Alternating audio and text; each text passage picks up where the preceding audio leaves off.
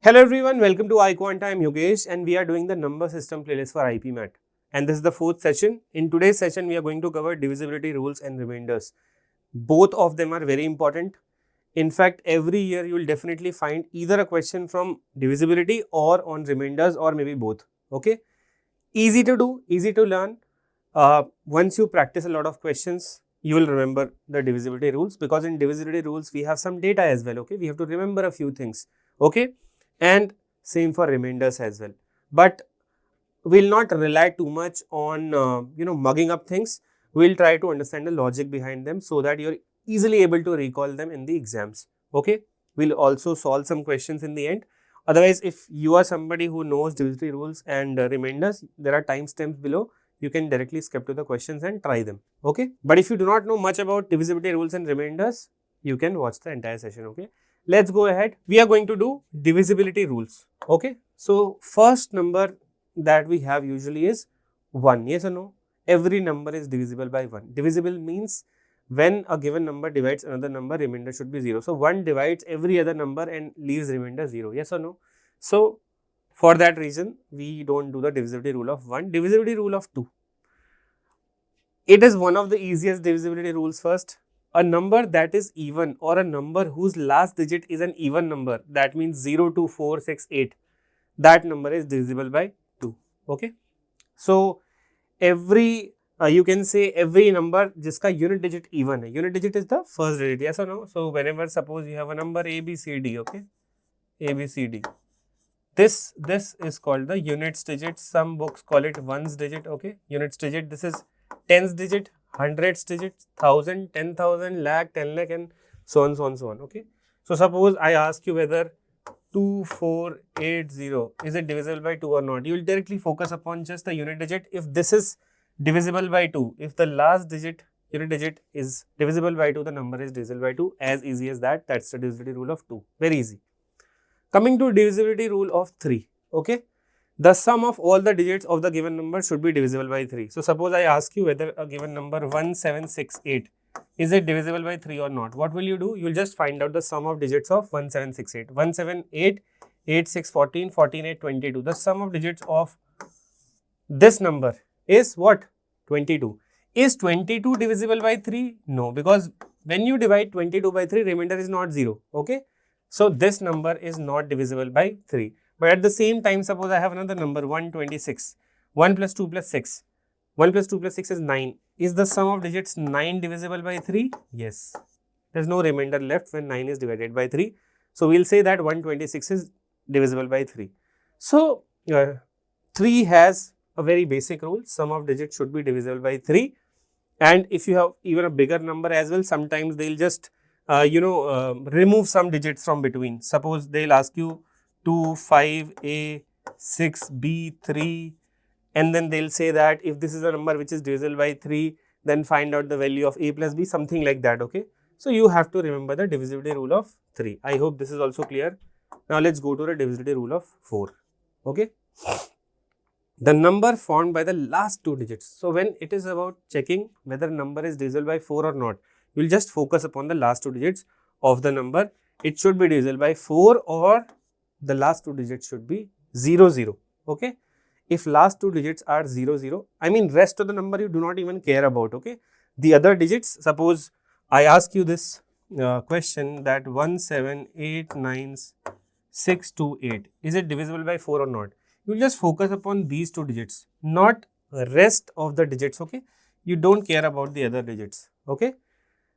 If this is divisible by 4, the entire number is divisible by 4. Or if the last 2 digits of the given number are 0, 0, 0, 0, then also it is divisible by 4. Why? Because say I take an example. Okay, say 328. I am checking 328 is divisible by 4 or not.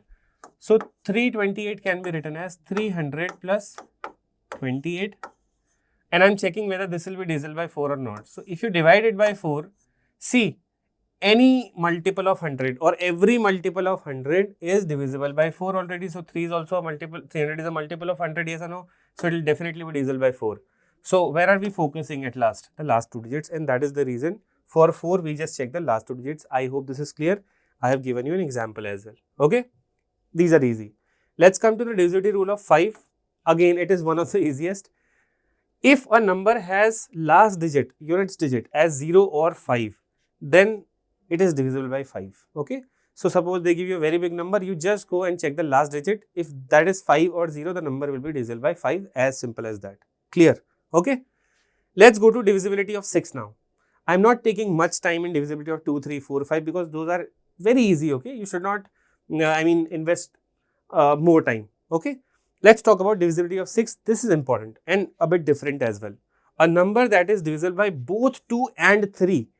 Remember, 6 is a composite number. Okay, so I talked about composite numbers in the initial lecture where I did classification of numbers. So, अगर किसी number को 6 से divide होना है, कोई number 6 से divide होगा या नहीं होगा, उसको चेक करने के लिए आप क्या करोगे, उस नंबर को 2 से डिवाइड करोगे और उस नंबर को 3 से भी डिवाइड करोगे. अगर वो दोनों से डिवाइड हो रहा है 2 और 3 से, तो वो नंबर 6 से भी डिवाइड होगा. एंड यहाँ पे मैंने एक चीज लिखी हुई है कि remember 6 is a composite number. You know what is a composite number, right? A composite number has more than 2 factors. तो 6 के कितने factors हैं? 1, 2, 3, 6. Isn't it? Yes. So to find divisibility of a composite number, break it into a product of two coprime. Now you know coprime as well. Coprime क्या होता है? A pair of number which has HCF 1. ठीक है? So आप इसीलिए 6 को क्या करोगे? 6 is a composite number. Break it into 2 into 3. Yes or no? अब देखो 6 को, वैसे तो आप 6 को 1 into 6 भी लिख सकते हो. You can also write 6 as 2 into 3. But then why did we choose 2 into 3 वाला पेयर? चेक करने के लिए कि 2 से भी डिवाइड होना चाहिए, 3 से भी. We could have chosen divisible by 1 as well, 6 as well. Yes or no? But देखिए, अगर आप 1 और 6 वाला पेयर ले लोगे तो 1 तो ऑब्वियसली हर नंबर को डिवाइड करता है. 1 तो करता ही है हर नंबर को डिवाइड. तो ultimately checking divisibility of 1 and 6 is same as checking divisibility of 6. तो 1 का कोई रोल ही नहीं है एक तरीके से, isn't it? इसीलिए कभी भी कोई कॉम्पोजिट नंबर आता है, उसका डिविजिबिलिटी रूल आपको चेक करना है, तो आप हमेशा उसको क्या करोगे? ब्रेक करोगे into a product of 2 coprime numbers. तो 2 and 3 कोप्राइम है, यस और नो? इनका HCF 1 है. सो अगर कोई नंबर 2 से भी डिवाइड हो रहा है, 3 से भी डिवाइड हो रहा है, तो वो 6 से भी डिवाइड होगा. This is very important about the divisibility rule of 6. तो आगे हम और कॉम्पोजिट नंबर्स का डिविजिबिलिटी रूल निकालना पड़ेंगे. Okay, in one of the slides ahead. For now we will move ahead. Divisibility by 7. Divisibility by 7 उतनी भी इंपॉर्टेंट नहीं है, ठीक है, बट स्टिल आपको आनी चाहिए. Subtracting twice the last digit of the number from the remaining digits gives us a multiple of 7. So suppose मैं एक नंबर चेक करता हूँ 343. क्या 343 7 से डिवाइड होगा या नहीं होगा? Subtracting twice the last digit. So 343 की लास्ट डिजिट क्या है? 3. इसका डबल करोगे आप, so 3 का डबल हो जाएगा 6 and that you will subtract from the remaining digits. Remaining digits क्या हो गई आपकी? 34. So 34 में से 3 का double that is 6. What do you get? 28. अगर ये 28 7 से डिवाइड हो रहा है, मल्टीपल ऑफ 7 है इसका मतलब है ना, 28 होता है 7 से डिवाइड, तो यानी कि ये नंबर जो बड़ा नंबर लेकर आप चल रहे थे, ये भी 7 से डिवाइड हो जाएगा. ओके, तो 7 का सिर्फ एक यही डिविजिबिलिटी रूल नहीं है, एक दूसरा भी है, बट हम आगे पढ़ेंगे लास्ट में उसको, ठीक है. And that is important. वैसा रूल जो 7 का होता है डिविजिबिलिटी वाला, दूसरा रूल, वो ज्यादा इंपॉर्टेंट है rather than this. This is very easy. Okay, last digit का डबल करो. और अच्छा, अगर सपोज एक बड़ा नंबर आ जाए, इससे भी बड़ा नंबर आ जाए, say you have a number 1001. Suppose ये एक नंबर है, आपको चेक करना है कि ये 7 से डिवाइड होगा या नहीं होगा. तो लास्ट डिजिट क्या है? 1. इसका डबल आप 100 में से माइनस करोगे तो कितना आएगा? 98. From 100 remaining digits you will deduct twice of the last digit. So 100 minus 2 will be 98, है ना. अब आप देख लो कि क्या ये 98 7 से डिवाइड होगा? हाँ, 98 जो होता है 7 से डिवाइड होता है, इसका मतलब 1001 7 से डिवाइड हो जाएगा. ये सुनो, अगर और बड़ा नंबर आता है, सपोज 147862, इतना बड़ा नंबर आ गया, इसको आप कैसे चेक करोगे? पहले रिमेनिंग डिजिट्स में से आप 2 का डबल माइनस करोगे, दैट मीन्स 4. तो कितना आ जाएगा? 14786 में से 2 का डबल माइनस करोगे तो you will get 1478. From this 14786 if you deduct double of 2, यानी कि आप क्या माइनस करोगे? 4 माइनस करोगे. यस और no? So from this, if you deduct what? 14786 में से 2 का डबल that is 4. तो आपको नया नंबर क्या मिलेगा? You'll get 14782. Now 14782 को आप डायरेक्टली 7 से चेक नहीं कर सकते, तो आप अगेन इस 2 का डबल करोगे और 1478 में से माइनस करोगे. ऐसा करते करते करते करते आप एक छोटे नंबर पे आओगे जिसको डायरेक्टली आप चेक कर सकते हो कि 7 से डिवाइड हो रहा है या नहीं हो रहा है. ओके, आई होप ये सबको क्लियर है। बट आईपी मैट में कभी कभी आपको एक ऑन स्क्रीन कैलकुलेटर भी मिलता है। ओके, सो सपोज आपसे किसी ने पूछ लिया कि 14786 आपको एक ऐसी सिचुएशन मिल गई जहां पे आपको ये चेक करना है कि 14786 7 से डिवाइड होगा नहीं होगा। सो आप डायरेक्टली कैसे यूज करोगे अपने कैलकुलेटर का शॉर्टकट के लिए, आप उस नंबर को डायरेक्टली डिवाइडेड बाय 7 वैल्यू निकालोगे। ठीक है, अगर 14786 को आपने 7 से डिवाइड किया और इसका रिजल्ट आपका एक क्या आ गया, होल नंबर, अगर इसका रिजल्ट आपका एक होल नंबर आ गया है ना, तो जैसे कि अगर मैं देखूं कि 343 है, ये 7 से डिवाइड होगा नहीं होगा, इसके लिए मैं क्या करूंगा, डायरेक्टली 343 डिवाइडेड बाय 7 करूंगा, तो मेरा रिजल्ट कितना आएगा, 49 आएगा। यस और नो? मैं रिमाइंडर नहीं निकाल रहा हूं अभी, मैं बस 343 को 7 से डिवाइड किया तो 49 आया। इसका मतलब यस, होल नंबर आ रहा है रिजल्ट, इसका मतलब ये नंबर 7 से डिवाइड होगा।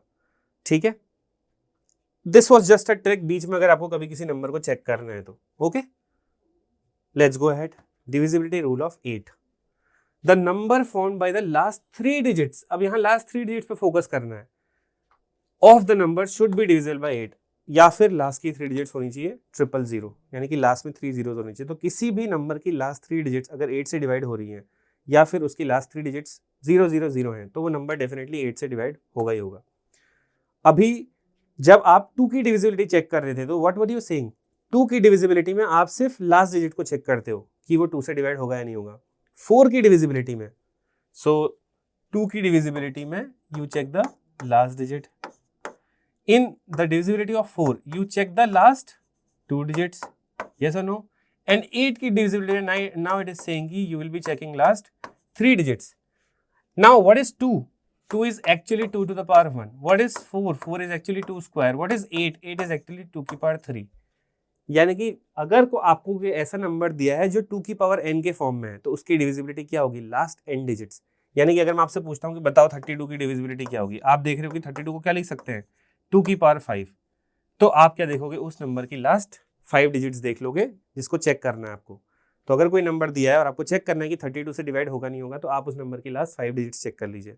तो अगर आपका कोई भी नंबर जो है जिसकी डिविजिबिलिटी आपको चेक करनी है वो 2 की पावर n फॉर्म में है, ठीक है, जैसे सपोज आपसे पूछ लिया कि 128 से कोई नंबर डिवाइड होगा नहीं होगा, तो 128 इज 2 की पावर 7, यानी कि अगर किसी नंबर को चेक करना है कि वो 128 से डिवाइड होगा नहीं होगा, तो आप क्या करोगे, डायरेक्टली उसकी लास्ट 7 डिजिट्स चेक कर लोगे, दैट्स इट। ओके, इस पे विल टॉक अहेड। तो ये बस एक पैटर्न है, ठीक है। अगर 16 की डिविजिबिलिटी कोई पूछ ले तो क्या होगा, 16 को लिख सकते हैं 2 की पावर 4, तो हमें लास्ट 4 डिजिट्स उस नंबर की चेक करनी पड़ेंगी। Okay, I hope this is clear. 8 की divisibility is done. Divisibility of 9. It is exactly same as 3. Same as 3. Sum of all the digits of the number should be divisible by 9. कोई भी number दिया है उसकी digits का सम निकालो, अगर वो 9 से डिवाइड हो रहा है तो वो नंबर 9 से डिवाइड हो जाएगा। ओके, डिविजिबिलिटी बाय 10 बहुत आसान। अगर किसी नंबर के लास्ट में एक या उससे ज़्यादा जीरो लगे हुए हैं तो सीधा 10 से डिवाइड हो जाएगा। ऑब्वियसली आपसे मैं अगर पूछता हूँ कि 500 10 से डिवाइड होगा नहीं होगा, आप देखोगे अच्छा 500 के पीछे एक जीरो लगा हुआ है, हाँ 10 से डिवाइड हो जाएगा, that's it. It's very easy. Okay, सो 2 3 4 5 6 7 8 9 10 का डिविजिबिलिटी रूल आपको आ गया है। अब हम बात करते हैं डिविजिबिलिटी रूल ऑफ 11, बहुत इंपॉर्टेंट है और इसको मैं डिवाइस करके दिखाऊंगा कि निकाला कैसे इसको हमने, ठीक है। सी,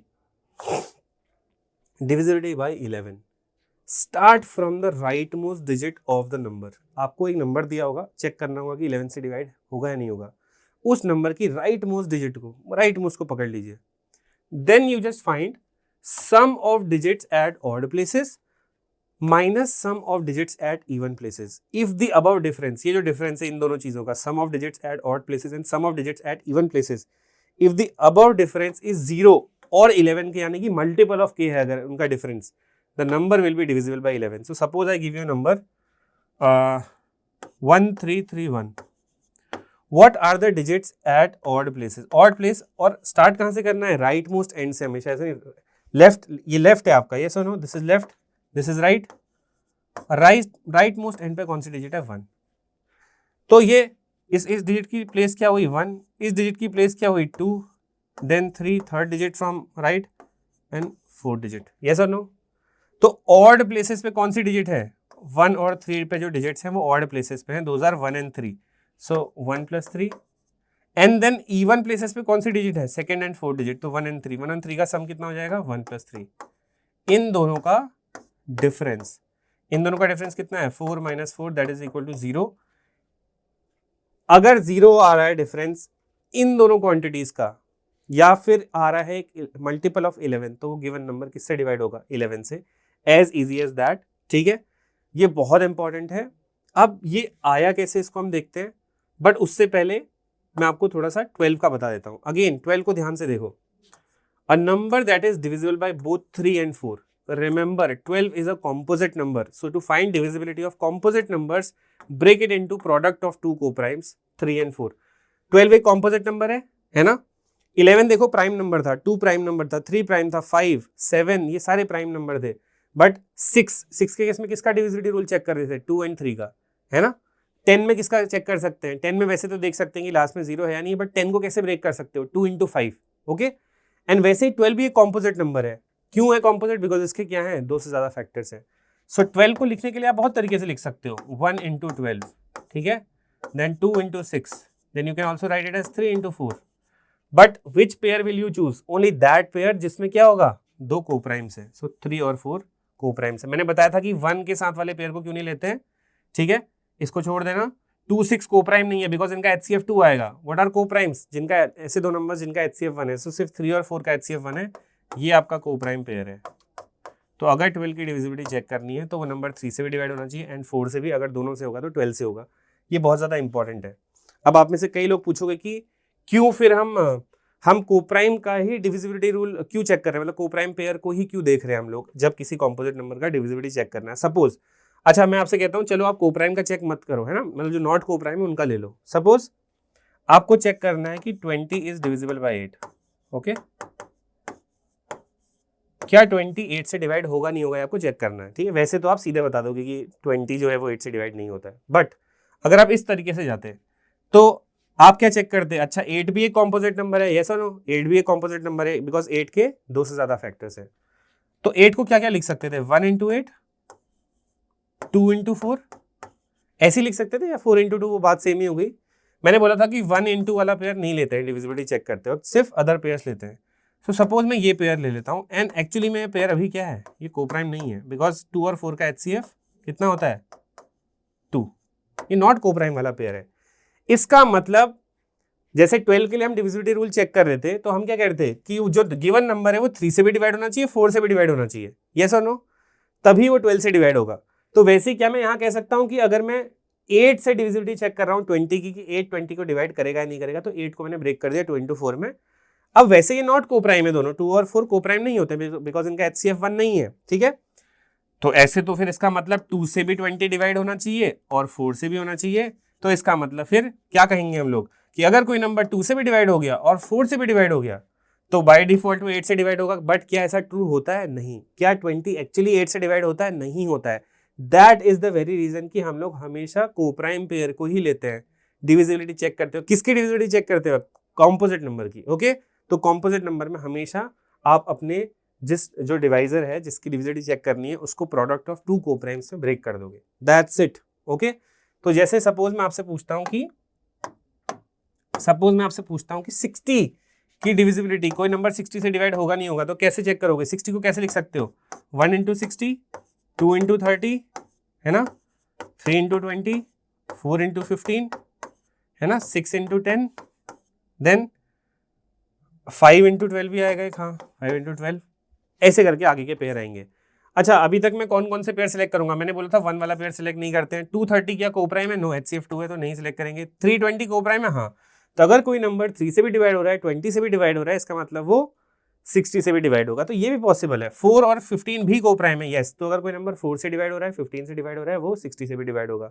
क्या 6 और 10 को ले सकते हैं, नो, बिकॉज 6 और 10 कोप्राइम नहीं है, 6 और 10 का HCF 2 आएगा। क्या 5 and 12 को ले सकते हैं, हाँ, बिकॉज 5 और 12 का HCF 1 है। तो कभी भी किसी कॉम्पोजिट नंबर की डिविजिबिलिटी के लिए आपको सिर्फ क्या करना है, वो पेयर से उसकी डिविजिबिलिटी चेक करनी है, उन नंबर से उसकी डिविजिबिलिटी चेक करनी है जो कोप्राइम पेयर बना रहे हैं। ओके, ये बहुत इंपॉर्टेंट है, बहुत ज्यादा इंपॉर्टेंट। और मैंने इसका आपको डायरेक्ट एग्जांपल कि क्यों कोप्राइम को उठाते हैं वो 20 डिविजिबल बाय 8 करके बता दिया है अभी थोड़ी देर पहले, you just go through it. Okay, now okay, we were going to discuss the divisibility rule of 11 की 11 का डिविजिबिलिटी रूल ऐसा क्यों होता है कि sum of digits at odd places and sum of digits at even places. तो actually देखो, पहले मैं 9 का आपको समझाता हूँ. Okay, let's talk about 9. पहले मैं 9 का डिविजिबिलिटी रूल आपको बताता हूँ. मान लीजिए कोई नंबर है आपके पास ABCD, ये 4 डिजिट नंबर है. How to actually write a 4 digit number? You write it like this, 1000A plus 100B plus 10C plus D. Yes और नो? आप इस नंबर को चेक कर रहे हो कि ये 9 से डिवाइड होगा नहीं होगा. ठीक है,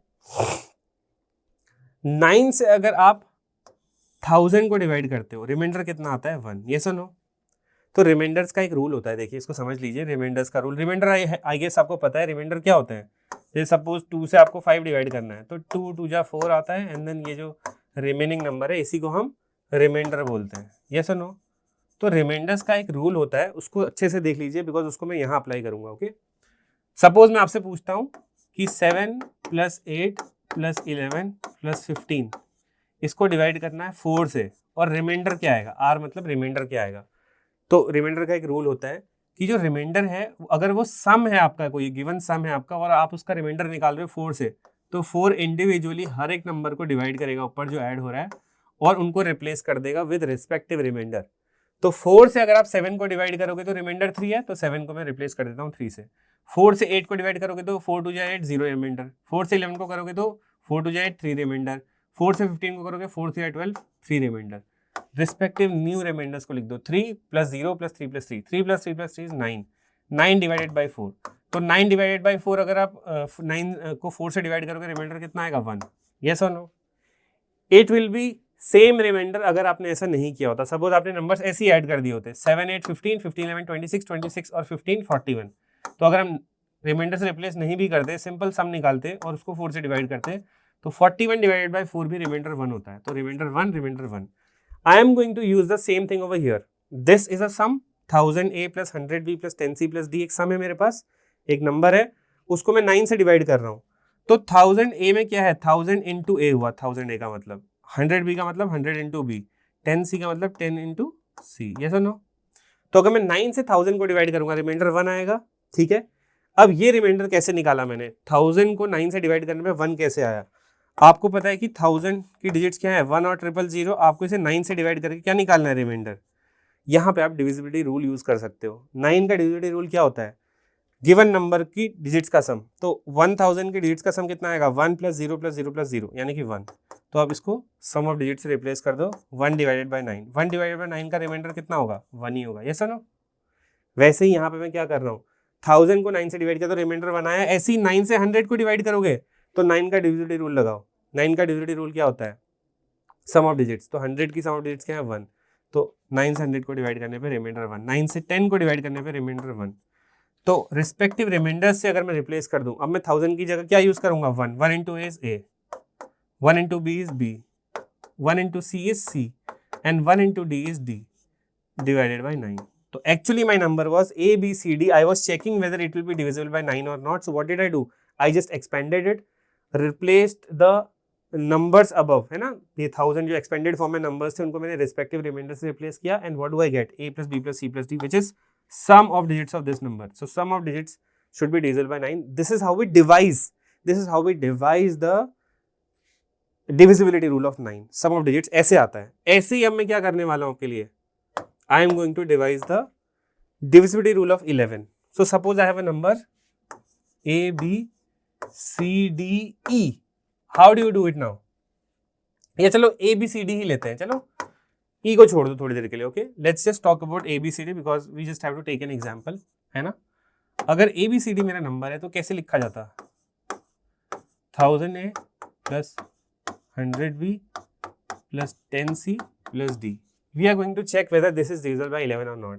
अगर आप इसको 11 से डिवाइड करते हो तो अगेन रिस्पेक्टिव रिमाइंडर, 11 से 1000 को डिवाइड करो, 11 से 100 को, 11 से 10 को. अब देखो 11 से 1000 को डिवाइड करोगे तो रिमाइंडर कितना आएगा? 11 बन जाए 11, 11 बन जाए 99, है ना? 990 आएगा, 10 बचेगा रिमाइंडर. यस और नो? 11 से 100 को करोगे तो 11 9 99, रिमाइंडर 1 बचेगा. 11 से 10 को करोगे तो रिमाइंडर 10 ही आएगा ऑब्वियसली, तो 10 ही बचेगा. तो अब what do we have next? We have 10 into a 10a plus 1b, that means b plus 10c plus d divided by 11. This is what we have, yes और नो? अब आप बोलोगे यहाँ पे थोड़ी आया अभी sum of digits at odd places, थोड़ी आया अभी भी। तो इसके लिए आपको एक कंसेप्ट में बताऊंगा, that is the concept of negative remainder. अब देखिए होता क्या है, 11 से अगर मैं 10 को डिवाइड करूं तो मैं कहता हूं कि रिमाइंडर आएगा -1। ये कैसे आया? 11 से मैंने डिवाइड किया 10 को, ठीक है।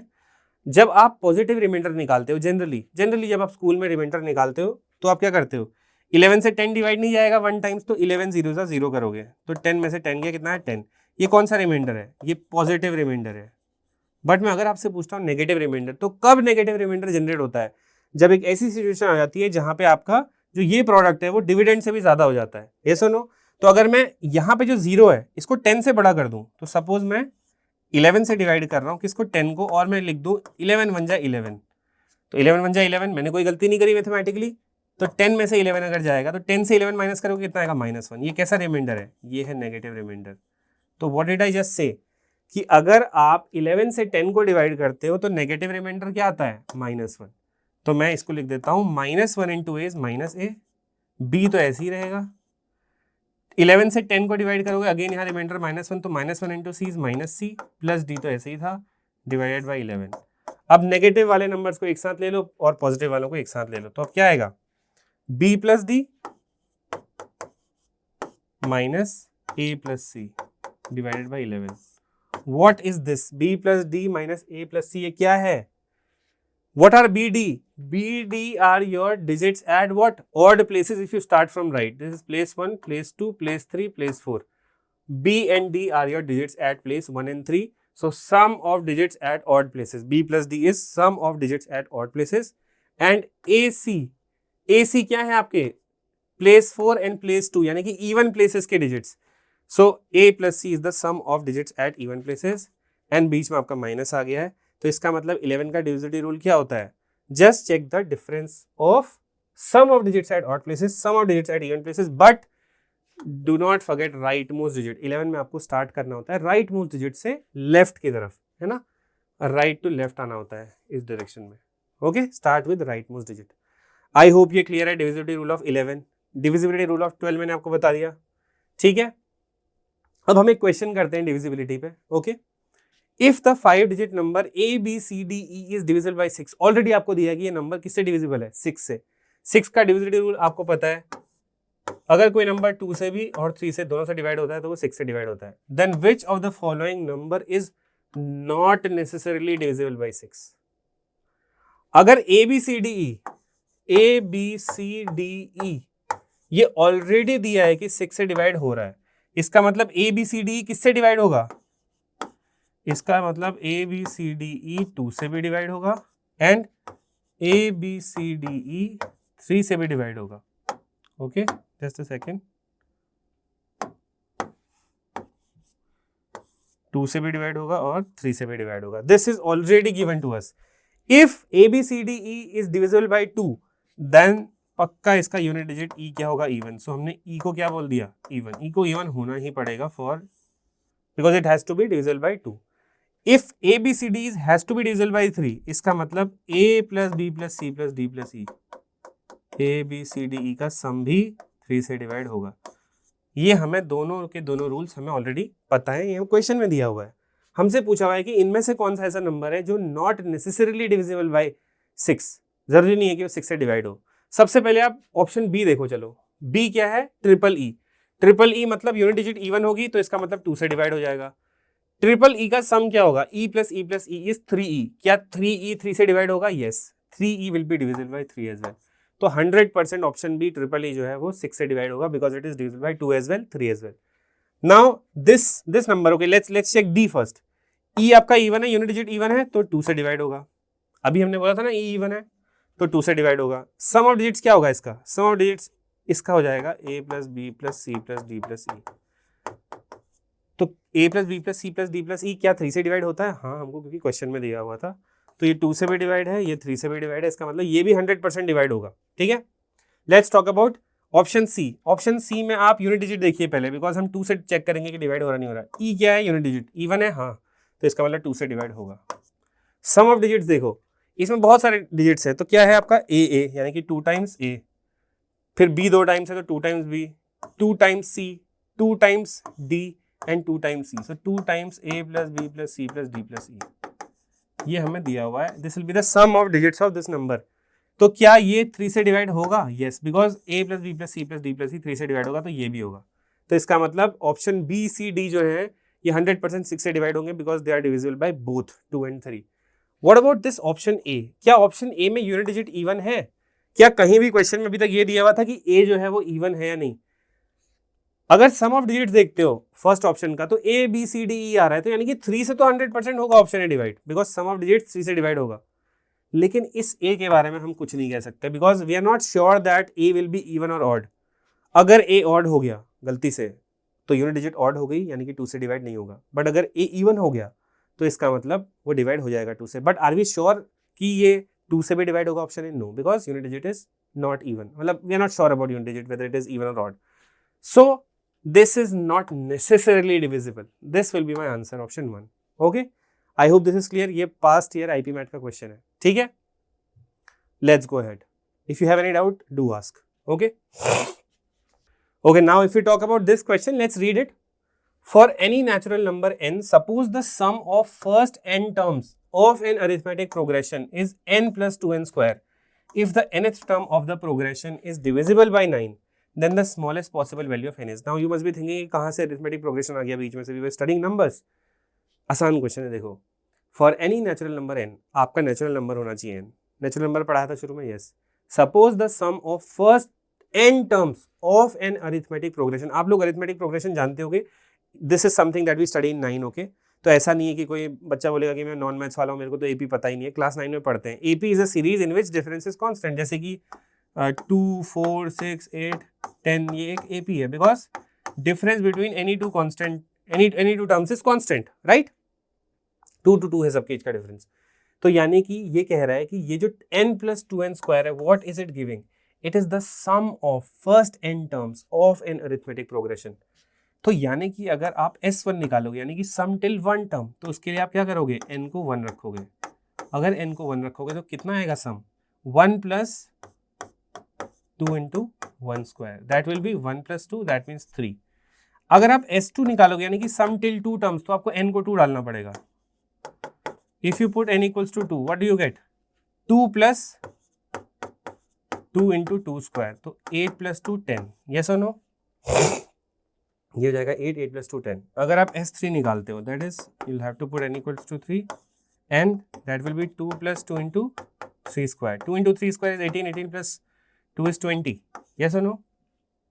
अच्छा n3 है ना, so 3 21 आ जाएगा. ओके, बिकॉज ये n को हमने 3 रखा था इसमें. 21. Okay, what about S4? S4 will be n equal to 4.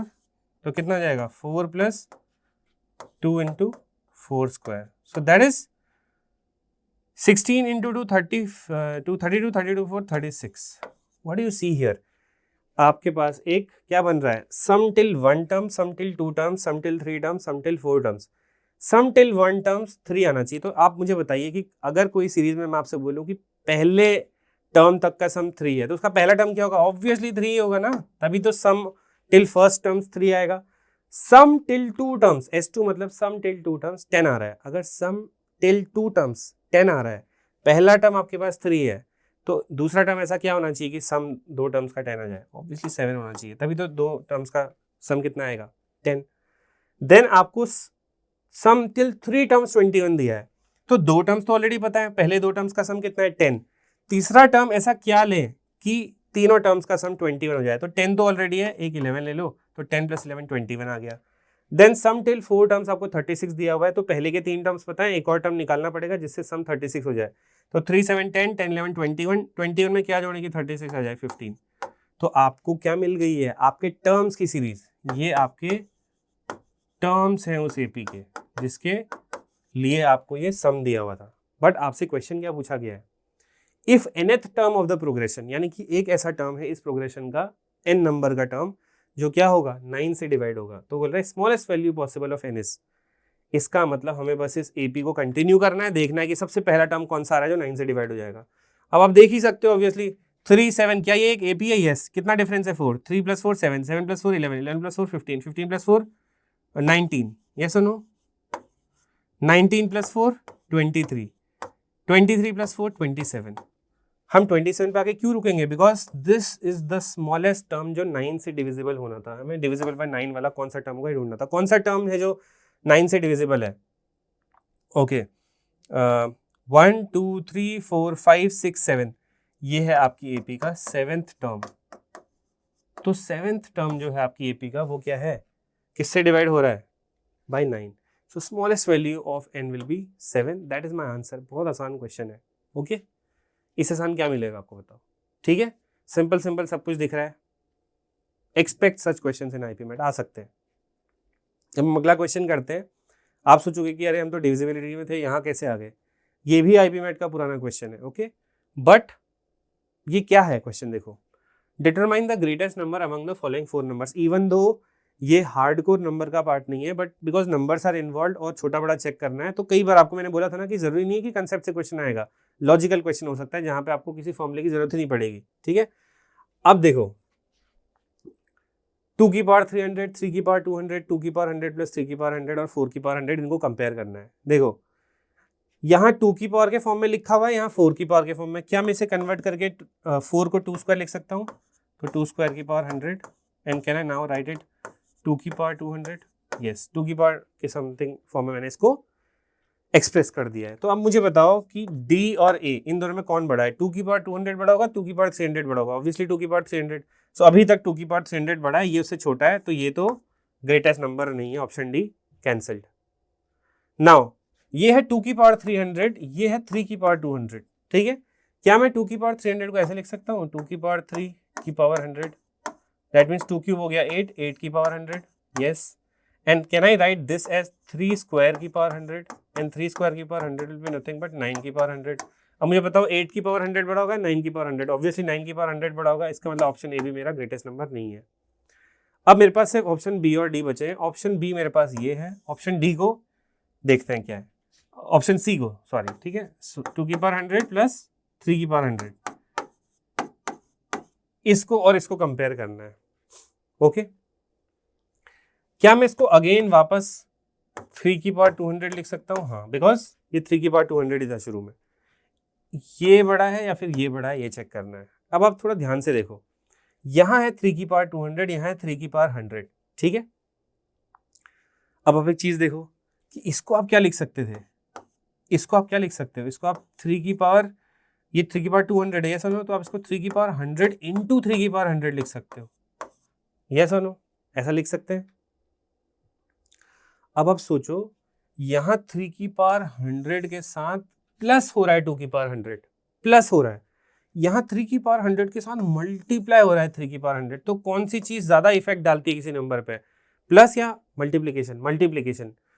तो 3 की पावर 100 के साथ एक छोटा नंबर, स्मॉल नंबर ऐड हो रहा है, और यहाँ 3 की पावर 100 सेम नंबर के साथ बिग नंबर, ऊपर से बड़ा भी है नंबर और मल्टीप्लाई भी हो रहा है. ये सुनो, तो अगर यहाँ प्लस भी होता ना तो भी ये बड़ा हो जाता है एक तरीके से, लेकिन यहाँ पे ऑलरेडी एक बड़ा नंबर जो मल्टीप्लाई हो रहा है 3 की पावर 100 के साथ. तो आप मुझे बताओ कि ये बड़ा होगा या ये बड़ा होगा? Obviously this is greater. Yes और no? So that means final answer हमारा आ जाएगा ऑप्शन बी, विच इज 3 की पावर 200. That's it. एक तरीका इसको करने का ये होता है. दूसरा तरीका इसको करने का होता है, ये आपने बिना किसी फॉर्मूले के किया. दूसरा तरीका होता है, आप क्या करो, अगर आपको कोई चीज़ पावर के फॉर्म में दी है, वहाँ आप लॉग भी ले सकते हो. बट क्योंकि अगेन देखो, लॉग यहाँ से काफ़ी बाहर हो जाएगा. लॉग काफ़ी लोगों को आता भी नहीं होगा. हम नंबर्स पढ़ रहे हो कि जनरली फर्स्ट चैप्टर होता है, तो आगे जब हम लॉग्स में जाएंगे we'll learn the log method to compare these numbers. अभी हम इसको स्किप करके आगे चलते हैं. Very good question. Okay, again IP mat का क्वेश्चन है previous. What is the question? What is the minimum number of weights which enable us to weigh any integer number, to weigh any integer number of grams of gold from 1 to 100 on a standard balance with 2 pans. Weights can be placed only on left pan. Pan एक तराजू है basically, है ना? So what does the balance look like? Balance looks something like this, है ना? ये आपका balance होता है, ठीक है? And you have one weight over here, you have one weight over here. Yes or no? आपसे बोल रहा है कि हमें कितने मिनिमम नंबर ऑफ वेट्स लेने पड़ेंगे जिससे हम क्या करें, any integer number of grams. Integer number of grams मतलब मेरे पास ऐसे कितने वेट होने चाहिए कि मैं इंटीजर नंबर ऑफ ग्राम्स को वे कर लूँ, है ना। अब जैसे मैं आपको एग्जांपल देता हूँ, आप कभी शॉपकीपर के पास गए होगे and those who carry old balances जिसमें वेट्स होते हैं 1 kg 500 ग्राम्स, तो क्या 1 kg एक इंटीग्रल वेट है? यस हाँ इंटीग्रल है, बिकॉज 1 kg है वो पूरा, है ना, और कोई डेसिमल नहीं है इसके आगे, है ना। तो अभी यहाँ ग्राम्स की बात चल रही है, तो अगर मैं बोलूँ कि भाई 1 ग्राम क्या इंटीग्रल है, हाँ, क्या 2 ग्राम इंटीग्रल है, हाँ, क्या 3 ग्राम इंटीग्रल है, हाँ, because integer weights, integer number of grams बोल रहा है। ऐसे ही मैं आपसे पूछूं क्या 7.5 ग्राम्स इंटीजर ग्राम्स है? नो, बिकॉज ये पॉइंट में है, डेसिमल में 7.5, हमें बस इंटीजर ग्राम्स वे करने हैं, ठीक है। तो हमारे पास ऐसे कितने कम से कम वेट्स होने चाहिए, ठीक है, और आपको वेट एक ही तरफ रखना है, यहाँ कुछ आपकी कमोडिटी आएगी, मतलब कोई सामान होगा इधर, ठीक है। 1 से लेके 100 तक हम वे कर पाए। अब इसको अच्छे से सुनो, अगर मेरे पास 1 ग्राम का वेट होता तो मैं क्या क्या वे कर सकता था, मैं 1 ग्राम की हर एक चीज वे कर सकता था, ठीक है। अगर मेरे पास 2 ग्राम का वेट होता एक्स्ट्रा एक, तो अगर कोई मेरे पास आता और 2 ग्राम मुझे वे करने होते, मैं डायरेक्टली 2 ग्राम यहाँ डाल देता, तो 2 ग्राम वे हो जाता। क्या मैं इन दोनों के कॉम्बिनेशन से 3 ग्राम भी वे कर सकता हूँ? हाँ, अगर मैं दोनों को एक तरफ रख दूं तो 3 ग्राम भी हो जाएगा, यानी कि 2 ग्राम के आते ही 2 ग्राम को भी डायरेक्टली वे किया जा सकता है और 3 ग्राम को if you combine both way किया जा सकता है। यस और नो? बट क्या 3 की जरूरत है फिर मुझे? नो, बिकॉज 3 ग्राम का वेट नहीं लूंगा मैं, मुझे कम से कम वेट चाहिए। 3 ग्राम के वेट को मैं इसलिए नहीं लूंगा बिकॉज 1 ग्राम से मैं 1 को वे कर सकता हूँ, 2 ग्राम से 2 को वे कर सकता हूँ, और दोनों के कॉम्बिनेशन से 3 को वे कर सकता हूँ। तो बिकॉज मुझे अपने वेट्स कम से कम करने हैं, आई विल जस्ट रिमूव 3, मुझे जरूरत नहीं है 3 की। ओके, अभी तक मुझे जरूरत नहीं है 3 की बिकॉज मैं 3 वे कर सकता हूँ। बट क्या मुझे 3 ग्राम तक ही तोलना है? No, I have to go till 100। अगर मेरे पास एक ऐसी सिचुएशन आ गई जिसमें मुझे क्या करना पड़े, से 4 ग्राम्स को वे करना पड़े, बिकॉज 1 तो आप कर पा रहे हो, 1 से 2 आप 2 से कर पा रहे हो, 3 आप 1 और 2 के कॉम्बिनेशन से, 4 ग्राम्स के लिए आपको 4 ग्राम का वेट चाहिए ही चाहिए होगा, ठीक है। यस और नो? You will need a weight of 4 grams to weight. अब आप बोलोगे सर 3 भी तो ले सकते थे, फिर 3 और 1 को कंबाइन कर लेते। तो देखो, अगर आप यहाँ सिर्फ 3 को लेते तो आपके पास कितने वेट हो जाते? 6 वेट्स हो जाते, सॉरी 3 वेट्स हो जाते, 1 2 3। आप उससे क्या क्या वे कर सकते थे? सपोज आपके पास 1 2 3 होता तो आप 1 भी वे कर लेते, 2 भी, 3 भी, 4 भी, 5 भी और 6 भी। बट जैसे ही मैं 1 4 को ले आऊँ अगर यहाँ पे, तो अभी भी मेरे पास 3 ही वेट्स है। देखो यहाँ पे मेरे पास 3 वेट्स होते हैं अगर मेरे पास 3 होता, बट अगर मैं 4 को डाल देता हूँ, मैं कितना वे कर सकता हूँ? देखो 1 ग्राम, 2 ग्राम, इन दोनों के कॉम्बिनेशन से 3 ग्राम, इन दोनों के कॉम्बिनेशन से 1 4 से 5, 2 4 से 6, 1 4 2 सबको मिलाकर के 7। तो मैं अगर बस खाली 1 2 3 के वेट होते तो मैक्सिमम मैं वेट 6 तक कर सकता था, लेकिन 4 आने से मैं मैक्सिमम वेट कहाँ तक कर सकता हूँ? 7 ग्राम्स तक। तो यहाँ मेरे पास कम वेट है और मैं ज्यादा वेट कर पा रहा हूँ। ये सुनो, अब मेरे पास 7 तक का तो हो गया वे। 8 के लिए मैं क्या करता? 8 के लिए मैं क्या करता हूँ कि एक 8 ग्राम्स का वेट ले लेता हूँ। ले लिया मैंने 8 ग्राम्स का वेट। अब मैं क्या क्या वे कर सकता हूँ? 1 2 3 4 5 6 7। 8 के लिए 8 9, 8 to 10, 11 के लिए 8 to 1, 12 के लिए 8 4, 13 के लिए 8 4 1, 14 के लिए 8 4 2 और 15 के लिए 8 4 2 1। यानी कि मैं इन इसके होते हुए कहाँ वेट तक, अब मैं कितने वेट तक वे कर सकता हूँ? 15 ग्राम्स तक। तो आप 15 ग्राम्स तक के इंटीग्रल वेट्स जो है उनको वे कर सकते हो just by having 4 weights of 1 gram, 2 gram, 4 gram, 8 gram. इसीलिए मेरे से बोला था कि कम से कम आपको मिनिमम नंबर ऑफ वेट्स लेने हैं। अब मैं 15 तक तो वे कर सकता हूँ, 16 ग्राम के लिए क्या करें? 16 ग्राम के लिए हमें एक 16 का वेट लेना ही पड़ेगा। 16 के आते ही हम कहाँ तक वे कर सकते हैं? 16, 17, 18 और मैक्सिमम कहाँ तक वे कर सकते हैं? सबको ऐड कर दो, 16 8 24 24 4 28 28 और 3 31 ग्राम तक हम जा सकते हैं, लेकिन हमें जाना कहाँ तक है? 100 ग्राम तक। तो ऐसे ही मैं अगर एक 32 ऐड कर दूं, यानी कि अब आप वेट्स को देखो, अब आपके वेट्स का ऑर्डर क्या है? 1 क्या होता है? 2 की पावर 0, 2 क्या होता है? 2 की पावर 1, 4 क्या होता है? 2 की पावर 2, 8 क्या होता है? 2 की पावर 3, 4 16 क्या होता है? 2 की पावर 4, 32 से 2 की पावर 5 और 32 के आते ही आप कहाँ तक जा पा रहे हो वेट मेजर करने के लिए? 32 16 कितना होता है? 48, 48 और 12 60, 63 ग्राम तक जा सकते हो। इतने वेट्स होने के बाद क्या स्टिल आप 100 ग्राम्स तक का वेट कर सकते हो? नो। इसका मतलब आपको एक और वेट लेना पड़ेगा और वो अगेन क्या होगा? 63 तक तो इनसे ही आ जा रहा है पूरा। ये सुनो, इनको अगर आप एक साथ रख दो 63 तक वे कर सकते हो, तो आपको एक 64 का भी ग्राम, 64 ग्राम का वेट भी जरूरी होगा। 64 के आते ही आप 100 ग्राम को टच कर सकते हो। कैसे? 64 और 32 96, 96 और 4 ऐड करो, 100 ग्राम का वेट, बल्कि 100 ग्राम से आगे भी आप वे कर सकते हो, है ना। तो कितने मिनिमम नंबर ऑफ वेट्स चाहिए कि ताकि हम 1 से लेके 100 तक कोई भी इंटीजर वेट वे कर पाए? 1 weight, 2 weight, 3 weight, 4 weight, 5 weight, 6 weight, 7 wait.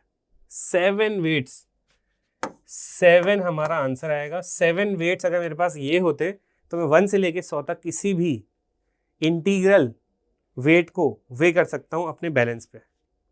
I hope this is clear. ये बहुत ही इंपॉर्टेंट, अच्छा क्वेश्चन है, बहुत इंपॉर्टेंट है। एंड आप इसे चाहे नंबर्स में डालो या कहीं भी डालो, इसमें कोई कंसेप्ट नहीं लग रहा है, इसमें जस्ट लॉजिक लग रहा है। ओके, बट ऐसा क्वेश्चन आपका डेटा के साथ आ सकता है चेंज। जैसे अगर आपसे पूछे 1000, तो आप 2 की पावर को कहाँ तक लेके जाओगे? अभी आप कहाँ तक आ पाए हो? 64 से आप क्या कर पा रहे हो? 64 से you are able to go till 100 and beyond. If you want to say question आपका अगर यहाँ 1000 कर देगा, 1000 तक, तो आपको इसको बढ़ाना पड़ेगा ताकि सम ऑफ ऑल द वेट्स मेरा 1000 तक टच कर पाए। तो 2 की पावर 6, क्योंकि 64 होता है 2 की पावर 6, 2 की पावर 7 क्या होता है? 128, 2 की पावर 8 क्या होता है? 256, 2 की पावर 9 क्या होता है? 512। क्या 512 प्लस इन सबको मिला करके आप 1000 तक जा पा रहे हो? इसको एक बार चेक कर लो। अगर नहीं तो भाई आपको 1000 के लिए फिर 2 की पावर 10 को भी इंक्लूड करना पड़ेगा, जो कि 1024 होगा। तो यानी कि 1000 तक जाने के लिए आप इतने वेट्स को यूज कर सकते हो। अलग अलग आपको दे सकते हैं। यहाँ पे 100 की जगह 200 कर देगा अगर, तो क्या 200 आप इन्हीं से टच कर सकते हो 128 तक से? 128, 60, 192, 192 में 8 और जोड़ा 200। हाँ, तो यानी कि इस 128 तक रहते रहते मैं क्या कर सकता था? 200 ग्राम्स को भी टच कर सकता था। तो ऐसे वो डेटा चेंज कर सकते हैं वहाँ पे। अगर आपको कोई डाउट है please comment. I hope you understood the concept. Okay, now will go to this question again. ये है तो वैसे मैक्सिमम मिनिमा का, बट मैं नहीं मानता मैक्सिमम मिनिमा का इसको, बिकॉज में कोई कंसेप्ट ही नहीं लग रहा है। ये कोई बच्चा अगर नॉर्मली मैथ्स उसको अच्छे से आती है वो भी कर लेगा। कैसे? A, B, C, D be positive integers such that A plus B plus C plus D is 2023. If A ratio B is 2:5, C ratio D is 5:2, then the maximum possible value of A plus C. अब देखो A B का ratio 2:5 दिया है, तो मैं A को 2x ले लेता हूँ, B को 5x ले लेता हूँ। C रेशियो D कितना दिया हुआ है? 5:2। तो आप सेम x वेरिएबल आप कॉमन नहीं लोगे, बिकॉज इनका रेशियो अलग है। तो आप इसको लोगे 5y और D को लोगे आप कितना? 2y। आपसे क्या बोला? ए बी सी डी 2023 है, तो a B C d is 2023। तो 7 times x plus y will be 2023. If you find out the value of x plus y, कितना आएगा? It will be 7 2 या 14, 7 8 या 56, 7 9 या 63. x plus y will be 289. इतना हमें क्लियर है। ओके, हमें मैक्सिमम किसकी वैल्यू करनी है? a प्लस सी की। a कितना है आपका? a is 2x और a प्लस सी कितना है? 5y। आप चाहते हो कि ये मेरा मैक्सिमम हो जाए, इसकी वैल्यू बढ़ानी है, लेकिन किसका यूज करते हुए? इसका यूज करते हुए। अब आप खुद सोचो, आपके पास दो नंबर्स हैं और दोनों के दोनों पॉजिटिव इंटीजर्स हैं, ठीक है। और ये बोला हुआ है कि x प्लस वाई दोनों पॉजिटिव इंटीजर्स का सम 289 होना चाहिए और इसकी वैल्यू बढ़ानी है, इसकी वैल्यू बढ़ानी है। तो आप क्या चाहोगे कि इस y को अगर मैं बड़ा नंबर दे दूं तो 5 से मल्टीप्लाई होकर और बड़ा बन जाएगा, यस और नो? तो हम क्या करेंगे? इस x प्लस वाई को ऐसे तोड़ेंगे कि ज्यादातर वैल्यू 5 के पास जाए, बिकॉज 5 जितने बड़े नंबर से मल्टीप्लाई होगा वो इस चीज को उतना बड़ा करते रहेगा, यस और नो? तो पॉजिटिव इंटीजर रहते रहते आप क्या कर सकते हो? x को कम से कम वैल्यू दो और y को ज्यादा से ज्यादा वैल्यू दो, और y को ज्यादा से ज्यादा आप 288 दे सकते हो। y को आप 289 पूरा नहीं दे सकते, बिकॉज y 289 हो जाएगा तो x 0 हो जाएगा और x 0 पॉजिटिव इंटीजर नहीं होता। इसीलिए x को आप सबसे कम वैल्यू दीजिए, बिकॉज x 2 से मल्टीप्लाई हो रहा है, छोटा वैल्यू जनरेट करेगा। और ज्यादातर वैल्यू जनरेट करने वाला नंबर कौन सा है? 5y। y को बड़ी वैल्यू दीजिए, 5 से मल्टीप्लाई होकर और बड़ा नंबर बनाएगा। सो 2 into 1 plus 5 into 288, basic mathematics है ये। कितना आएगा? 2 into 288 कितना होता है? 1440। दैट मीन्स ये प्लस है, सॉरी है, not into. So 1442 is your answer. खत्म ये क्वेश्चन। क्या है इसके अंदर? कोई कंसेप्ट नहीं है। ओके, ऐसे क्वेश्चन आते हैं, आया हुआ है, आईपी मैट का ही क्वेश्चन है। ओके, आई होप ये क्लियर है। Divisibility rule of any composite number मैं आपको ऑलरेडी बता चुका हूँ, लेकिन फिर से 2 मिनट के लिए और बताऊंगा कि आपको अगर किसी कॉम्पोजिट नंबर का डिविजिबिलिटी रूल निकालना है, break it into a product of 2 coprime numbers. Suppose मैं आपसे कहता हूँ कि 120 का डिविजिबिलिटी रूल क्या होगा। 120 को you can write in so many ways. 1 into 120, 2 into 60, 3 into 40, 4 into 30 है ना, 5 इंटू 24, 6 इंटू 20, 8 इंटू 15 है ना, फिर 10 इंटू 12, ऐसा करते करते आगे के भी पेयर होंगे. But which one can we choose if we have to check the divisibility of 120? Which pair can we choose? The co-prime pair. Co-prime again are two numbers having HCF 1. क्या 120, मैंने बोला था 1 वाले पेयर को कभी नहीं लेते हैं, कभी चेक मत करना 120 वाले पेयर को जब डिविजिबिलिटी चेक कर रहे हो, बिकॉज 120 की डिविजिबिलिटी चेक करने में अगर आप 1 और 120 दोनों की चेक कर रहे हो तो हर नंबर 1 से डिवाइड होता है by default. So checking divisibility of 1 into 120 is same as checking divisibility of 120 only, because 1 तो हर नंबर को डिवाइड करता है. 260 को प्राइम है, नहीं है, HCF 2 है, नहीं लेंगे. 340 को प्राइम है, यस. 430 को प्राइम है, नो, HCF इसका ज्यादा है. 524 को प्राइम है, यस. 620 को प्राइम है, नो. 815 को प्राइम है, यस. 1012 को प्राइम है, नो. तो आप चाहे इन दोनों की डिविजिबिलिटी चेक कर लो. अगर आप चाहते हो तो कि किसी नंबर को चेक करें कि वो 120 से डिवाइड होगा नहीं होगा, तो चाहे आप 8 और 15 दोनों से डिवाइड हो रहा है ये चेक कर लो, या 5 और 24 दोनों से हो रहा है ये चेक कर लो, या 340 से हो रहा है ये चेक कर लो. Use according to your own will. Okay, जैसा क्वेश्चन में रिक्वायर्ड है. ये इस पेयर को यूज करने से फायदा हो रहा है, इसको वो अपने हिसाब से चेक कर लेना. वो हम आगे करेंगे भी, क्वेश्चन आपको समझ में आएगा. But how to check the divisibility of composite numbers, ये आपको आ गया होगा I guess. I gave few examples earlier as well. Yes or no? Now I am coming to another concept called remainders. See, I am taking you a bit faster maybe, but this is the speed you should go at. Okay, इससे slow जाकर के कोई फायदा नहीं है, because देखो आप basic mathematics class 8-10 तक पढ़ के आए हुए हो. ओके, एंड जो मैं आपको बेसिकली जहाँ फास्ट लेके जा रहा हूँ वो मैं आपको प्लस माइनस डिवाइड मल्टीप्लाई वाली चीज़ों में फास्ट लेके जा रहा हूँ. Otherwise when it is a concept I am taking you at a good pace, I believe. Okay, now let's look at remainders. You all are familiar with remainders. मतलब बचपन में सबने किया होगा, ऐसा नो. Now remainders, सबसे पहला एक रूल होता है जब आप डिवाइड करते हो डिवीजन में, which is this rule that dividend is always equal to divisor into quotient plus remainder. And now what are divisor, quotient, remainder, dividend? Suppose you divide 75 with 9. So the number which divides is called the divisor. Divisor, okay. The number which divides is called the divisor. तो 9 is your divisor. The number which gets divided, तो किसको divide कर रहे हो 75 को, this number is called the dividend. Okay, 9 times 8 है ना, 9 8 या 72, you do this. So this 8 is called the quotient. And finally 75 minus this product 72, you get 3 is called the remainder. So now you know what are divisor, dividend, quotient and remainder. This rule always follows. Suppose you write 75. So 75 is your dividend. Dividend is equal to divisor 9 into quotient 8 plus remainder 3.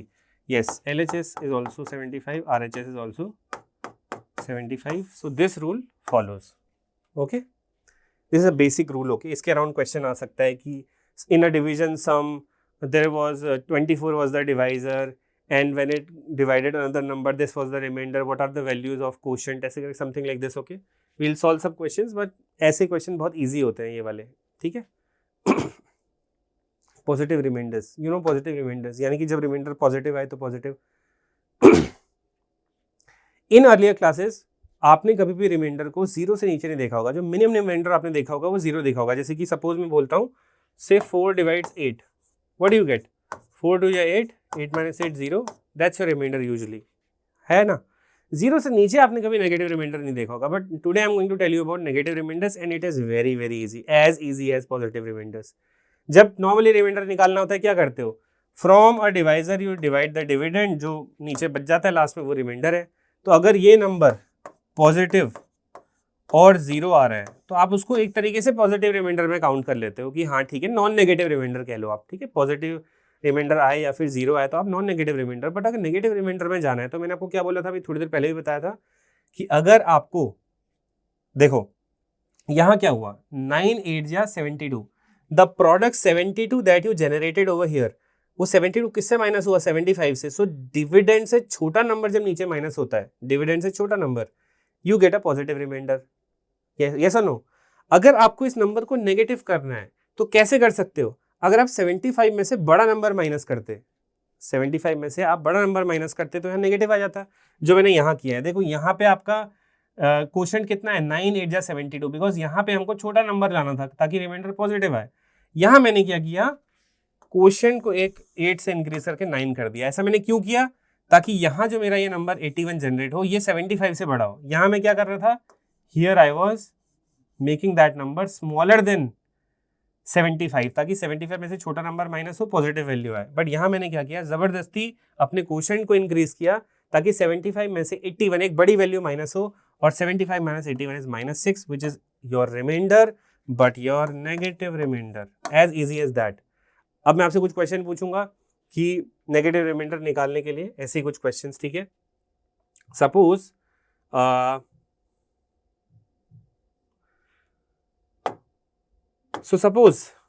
Suppose I ask you कि 8 divides 78 और negative reminder बताओ। तो अगर आप 8 8 या 64 करते तो ठीक है, 8 9 या 72 तक भी यहाँ पे नंबर छोटा आ रहा है 78 से। 8 9 या 72 पे क्या होता, पॉजिटिव रिमाइंडर आता। तो 8 9 या 72 करते आप, रिमाइंडर आता 6, जो कि पॉजिटिव है, पॉजिटिव रिमाइंडर है, ठीक है। 8 9 या 72, इसी का नेगेटिव करने के लिए क्या करते, इफ आई आस्क यू कि 8 से 78 को डिवाइड करो, नेगेटिव रिमाइंडर निकालो, तो आप क्वोशंट को एक इंक्रीज कर दोगे बस, 8 10 या 80, ताकि यहाँ पे जो नंबर आए वो 78 से बड़ा है, माइनस होकर के -2 आए, जो कि आपका एक नेगेटिव रिमाइंडर है। As easy as that. Now listen to me, आप कभी भी अपना फाइनल आंसर नेगेटिव रिमाइंडर में नहीं लिखोगे। नेगेटिव रिमाइंडर्स हमको कैलकुलेशन स्पीड इंक्रीज करने में हेल्प करते हैं। अभी तो आपको नहीं दिख रहा होगा कि कैसे हेल्प कर रहे हैं कैलकुलेशंस में, बट आगे जब हम रिमाइंडर्स निकालेंगे ना क्वेश्चंस रिमाइंडर्स के, तो then you will feel that okay they are very very helpful. But अभी के लिए आपको बस इतना जानना जरूरी है कि नेगेटिव रिमाइंडर जनरेट कैसे होता है। ओके, आई होप ये सबको क्लियर है। Now these are some interesting conclusions, we have already done them but I will just read it for you. Divisibility of 2 के लिए क्या करना होता है, लास्ट डिजिट चेक करनी होती है कि वो 2 से डिवाइड होगी या नहीं, या फिर वो इवन होनी चाहिए। डिविजिबिलिटी ऑफ 4 क्या होता है, 2 स्क्वायर। 2 स्क्वायर के लिए हमें लास्ट 2 डिजिट्स चेक करनी चाहिए। अगर लास्ट 2 डिजिट्स किससे डिवाइड हो रही हैं, 4 से, तो वो नंबर डिविजिबल बाय 4 होगा, या फिर लास्ट की 2 डिजिट 0 होनी चाहिए। डिविजिबिलिटी ऑफ 8 भी आपको पता है, 8 can be written as 2 cube. 2 की पावर है 3, इसीलिए हम लास्ट 3 डिजिट्स चेक करते हैं। वैसे 4 के लिए हम लास्ट 2 डिजिट्स क्यों चेक करते हैं, बिकॉज 4 इज 2 स्क्वायर, तो लास्ट 2 डिजिट्स चेक करते हैं। 16 की डिविजिबिलिटी, 16 क्या होता है, 2 की पावर 4, इसीलिए हम लास्ट 4 डिजिट चेक करते हैं। 32 क्या होता है, 2 की पावर 5, पावर 5 है, इसीलिए लास्ट 5 डिजिट चेक करते हैं। सो इसके लिए I am just generalising that if there is a number of form 2 की power n, so then you have to check the last n digits of that number, कि वो नंबर उससे divide होगा या नहीं होगा। सपोज मैं आपसे पूछता हूँ कि 8 9 7 6 3 2 6 4 8, whether this is divisible by 32 or not, is this divisible by 32 or not? So 32 के लिए क्या मैटर करता है, 32 is 2 की power 5. How many digits will you be checking? Last 5 digits, 1 2 3 4 5. लेकिन याद रखना ये सिर्फ 2 की पावर n और 5 की पावर n टाइप के नंबर्स के लिए एप्लीकेबल है। ऐसा नहीं कि 7 की पावर n में भी आप लास्ट 5 डिजिट्स चेक करने लगे, नो, ओनली फॉर 2 की पावर n फॉर्म का अगर आपका डिवाइजर है, जैसे 32 है ना 2 की पावर 5, और ये 5 की पावर n वालों के लिए भी लगता है 5 की पावर n। सपोज 5 की पावर n का मेरा मतलब है कि अगर आप चेक कर रहे हो कि कोई नंबर 5 से डिवाइड होगा नहीं होगा, तो आप उसकी लास्ट 1 डिजिट चेक करोगे, because 5 to the power 1 is 5, so last 1 digit. अगर आप चेक कर रहे हो कि कोई नंबर 25 से डिवाइड होगा या नहीं होगा, तो आपको सिर्फ क्या करना है, 25 is 5 square, you have to check its last 2 digits. अगर आप किसी नंबर को 25 से डिवाइड होता है या नहीं होता है ये चेक करना है, तो सिर्फ लास्ट 2 डिजिट्स चेक करिए। ओके, 125 क्या होता है, that is 5 cube. So if you want to check whether a number is divisible by 125 or not, you just check the last 3 digits. या फिर अगर मैं आपसे क्वेश्चन पूछता हूँ कि 1682579 इस नंबर को 125 से डिवाइड करने पर रिमाइंडर क्या आएगा, 125 क्या है, 5 क्यूब। 5 क्यूब की डिविजिबिलिटी क्या है, last 3 digits. Just take the last 3 digits and last 3 digits को आप 125 से डिवाइड कर लीजिए, तो क्या हो जाएगा, 125 से अगर आप 579 को डिवाइड करते हो, आपका रिमाइंडर आएगा 79। That's your answer. This is how you use divisibility rules to find out कि कोई पर्टिकुलर नंबर अगर 125 से डिवाइड करेंगे तो रिमाइंडर क्या आएगा। ऐसे ही यहाँ पे अगर मैं गलती से 625 लिख देता, 625 क्या होता है, 5 की पावर 4, तो आप फिर लास्ट की 4 डिजिट्स चेक करते हैं, डिवाइड करते हैं, उससे रिमाइंडर निकालते हैं, whatever like that. I hope ये चीज़ क्लियर है सबको, ये भी सबको पता होनी चाहिए। इसके क्वेश्चंस भी मैं कराऊंगा बाद में। सो it means to check if a number is divisible by 8 or 125, we just need to check the last 3 digits, because 8 is 2 cube, 125 is 5 cube, yes, last की 3 digit check कर लो। If a number is divisible by 16 or 625, 16 क्या होता है, 2 की power 4, फिर 625 क्या होता है, 5 की power 4, you need to check the last 4 digits। If a number is divisible by 32 or 2 की power 5, 32 का मतलब 2 की power 5, we just need to check the last 5 digits. I hope it is clear to you. ठीक है? So that's it for today's lecture. Okay. In next class, I am going to tell you advanced divisibility rules. कि suppose आपसे पूछ लिया मैंने कि a number is divisible by 33 or not. Okay. और if I give you a big number, say 625, 625, 625, 625, ऐसे करके मैंने बहुत सारे digits लिख दिए एक number में, and I ask you whether it will be divisible by 101 or not. So कुछ स्पेशल नंबर्स होते हैं जिनके डिविजिबिलिटी रूल्स आपको आने चाहिए, जैसे कि 7, 11, 13 और भी ऐसे बहुत सारे नंबर्स हैं. We'll learn how to devise their divisibility rules in the next lecture. Okay, I hope for today this much is enough. We did some questions as well. है ना, IPMAT के कुछ PYQs मैंने आपको करा दिए हैं, कुछ रूल्स भी आपको बता दिए हैं. These you should remember. और जो composite रूल था वो याद रखना, नेगेटिव रिमाइंडर याद रखना. These will be very helpful when we do remainders के questions in the next class. Okay. Thank you so much. I'll see you again. Do like this session and subscribe to the iQuanta channel. Thank you so much.